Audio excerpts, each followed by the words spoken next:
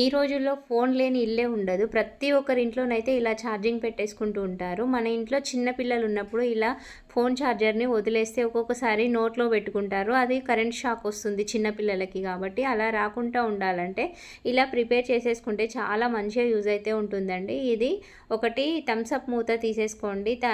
ఏదైనా water bottle అయినా మూతైనా Thums up మూతనైనా తీసేసుకొని కొంచెం చాకు వేడి చేసి ఇలా నేను చూపించినట్టుగానైతే ఇలా కట్ చేసుకోండి. 2 సైడ్‌లా కట్ చేసుకోవాలి. అటు ఇటు కట్ చేసుకున్న తర్వాత ఇలా కట్ చేసుకోవాలి. చూడండి వీడియోలో చూపించినట్టు కట్ చేసుకోండి. ఇలా కట్ చేసుకున్న తర్వాత డబుల్ స్టెప్ ప్లాస్టర్ తీసుకొని బ్యాక్ సైడ్ వేసేసుకోండి. కొంచెం స్టిఫ్గా ఉండాలంటే 2 వేసుకోండి. నేను చిన్నది కాబట్టి 2 ప్లాస్టర్స్ వేస్తున్నాను. పెద్దదైతే ఒకటి వేసుకుంటే సరిపోతుంది. ఇలా వేసుకున్న తర్వాత మనం ఈ ఛార్జర్ ఉన్న కాడ గోడకి ఇలా స్టిక్ చేసుకోవాలండి. ఇలా స్టిక్ చేసుకొని వైర్ని దీంట్లో పెట్టేసుకుంటే చూడండి పిల్లలకు అందకుండా చాలా నీట్గా మంచిగా ఉంటుంది. కాబట్టి మీరైతే ఇలా చేసేసుకోండి.